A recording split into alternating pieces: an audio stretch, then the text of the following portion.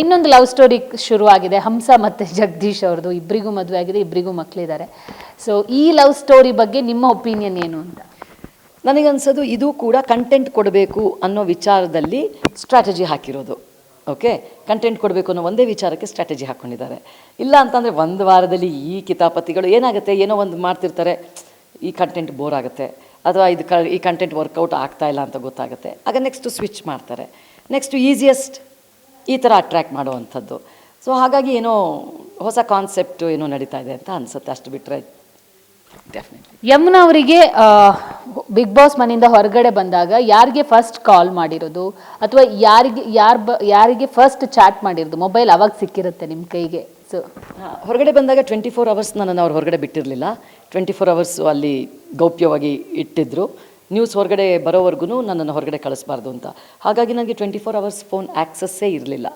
ಮನೆಗೆ ಬಂದ ಮೇಲೇ, ನೆಕ್ಸ್ಟ್ ಡೇ ರಾತ್ರಿ ಮನೆಗೆ ಬಂದ ಮೇಲೇ ನನಗೆ ಫೋನ್ ಕೈಗೆ ಸಿಕ್ಕಿದ್ದು. ಅವಾಗ ನನ್ನ ಮಗಳು, ಆ್ಯಕ್ಚುಲಿ ನಾವು ಹಳೆ ಎಪಿಸೋಡ್ಗಳು ನೋಡೋದ್ರಲ್ಲೇ ತಲ್ಲೀನರಾಗ್ಬಿಟ್ವಿ. ಯಾರಿಗೆ ಫಸ್ಟ್ ಮೆಸೇಜ್ ಮಾಡಿದ್ರಿ, ಕಾಲ್ ಮಾಡಿ?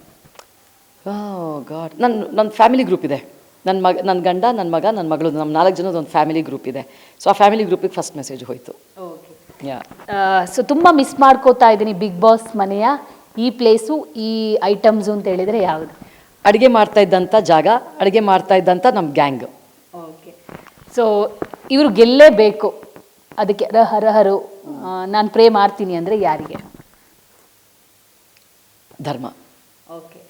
ಸೊ ಇನ್ನೊಂದು ವಿಚಾರ ಕೇಳಲ್ಪಟ್ವಿ, ಯಮುನಾ ಶ್ರೀನಿಧಿ ಅವರು ಬಿಗ್ ಬಾಸ್ ಹೋಗೋಕ್ಕೆ ಸಾಕಷ್ಟು ಕಷ್ಟಪಟ್ಟಿದ್ದಾರೆ. ಯಾಕಂದರೆ ಅವರು ಅದಕ್ಕಾಗಿ ದರ್ಶನ್ ಬಗ್ಗೆ ಅವರು ಮಾತಾಡಿದ್ರು ಅನ್ನೋ ಒಂದು ಸುದ್ದಿ ಇತ್ತು. ಇದಕ್ಕೆ ಈ ಸಂದರ್ಭದಲ್ಲಿ ಕ್ಲಾರಿಟಿ ಕೊಡೋದಿದ್ರೆ? ದರ್ಶನ್ ಸರ್ ಅವ್ರದ್ದು ಬಂದು 3-4 ತಿಂಗಳ ಮೇಲಾಯಿತು. ಬಿಗ್ ಬಾಸ್ದು ಕರೆ ಬಂದಿದ್ದು ಹೋಗೋದಕ್ಕೆ 10 ದಿನಕ್ಕೆ ಮುಂಚೆ.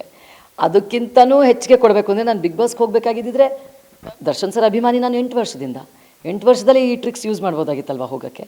ಅದು ಅಲ್ಲದೆ ಬಿಗ್ ಬಾಸ್ನ ಮೊದಲೇ ಕರೆ ಬಂದಾಗ ನಾನು ರೆಕಾರ್ಡ್ಸ್ ಇದೆ, ನಾನು ಇಲ್ಲ, ನಂಗೆ ಬರೋಕ್ಕೆ ಸಾಧ್ಯ ಇಲ್ಲ, ಬರೋಕ್ಕಾಗೋದಿಲ್ಲ, ಮನೇಲಿ ತುಂಬ ಜವಾಬ್ದಾರಿ ಇದೆ ನನಗೆ, ನನ್ನ ಮಗಳು ಓದೋದಕ್ಕೆ ನೆಕ್ಸ್ಟು ಕಾಲೇಜ್ ಸೇರ್ಕೋತಾ ಇದ್ದಾಳೆ ಅಮೆರಿಕಾದಲ್ಲಿ, ಅವಳ ಜೊತೆಗಿರ್ಬೇಕು ನಾನು, ಜವಾಬ್ದಾರಿ ಜಾಸ್ತಿ ಇದೆ, ಹಸ್ಬೆಂಡ್ ತುಂಬ ಟ್ರಾವೆಲ್ ಮಾಡ್ತಿದ್ದಾರೆ, ಆಗಲ್ಲ ನನಗೆ ಬಿಗ್ ಬಾಸ್ ಅಂತಲೇ ಹೇಳಿಟ್ಟಿದ್ದಂಥದ್ದು. ಮೊದಲನೇ ಕ್ಲಾರಿಟಿ, ಸ್ಟ್ರಾಂಗ್ ಕ್ಲಾರಿಟಿ. ಆಮೇಲೆ ಇವರೆಲ್ಲ ಸೇರಿ ಏನೋ ಫೋರ್ಸ್ ಮಾಡಿ ಕಳಿಸಿದ್ರು ಅಂತ ಇಟ್ಕೊಳ್ಳಿ, ಕನ್ವಿನ್ಸ್ ಮಾಡಿ ಕಳಿಸಿದ್ರು. ಮಾತಾಡೋರ್ಗೆ ಏನು ಮೇಡಮ್, ಇವಾಗಂತೂ ಸೋಷಿಯಲ್ ಮೀಡಿಯಾ ಬಂದಮೇಲೆ ಎಲ್ರಿಗೂ ಆ್ಯಕ್ಸಸ್ ಇದೆ, ಯಾರು ಏನು ಬೇಕಾದರೂ ಮಾತಾಡ್ಬೋದು, ಯಾರು ಏನು ಬೇಕಾದರೂ ಹೇಳ್ಬೋದು, ಹೇಳ್ಕೊಳ್ಳಿ.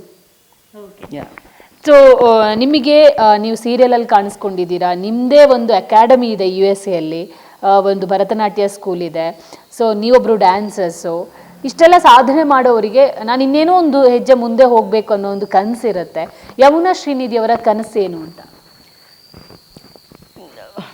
ಈಗ ನಾನು ಸಾಮಾನ್ಯವಾಗಿ ಯಾವುದೂ ನೆಕ್ಸ್ಟ್ ಇದು ಮಾಡಬೇಕು ಅಂತ ನಾನು ಯಾವುದು ಇಟ್ಕೊಳ್ಳೋಕೆ ಹೋಗಲ್ಲ. ಡಾನ್ಸರಾಗಿ ನಾನು ಮುಂದುವರಿಬೇಕು ಅನ್ನೋದಿತ್ತು, ಅದನ್ನು ನಾನು ತುಂಬ ಅಚ್ಚುಕಟ್ಟಾಗಿ ನಿಭಾಯಿಸಿದ್ದೀನಿ. ಭಾರತದಲ್ಲಾಗ್ಬೋದು, ವಿದೇಶದಲ್ಲಾಗ್ಬೋದು, ತುಂಬ ಚೆನ್ನಾಗಿ ನಿಭಾಯಿಸಿದ್ದೀನಿ. State level, national level, international ಲೆವೆಲ್ವರೆಗೂ ನನಗೆ ಅವಾರ್ಡ್ಸ್ಗಳು ಎಲ್ಲ ಬಂದಿದೆ.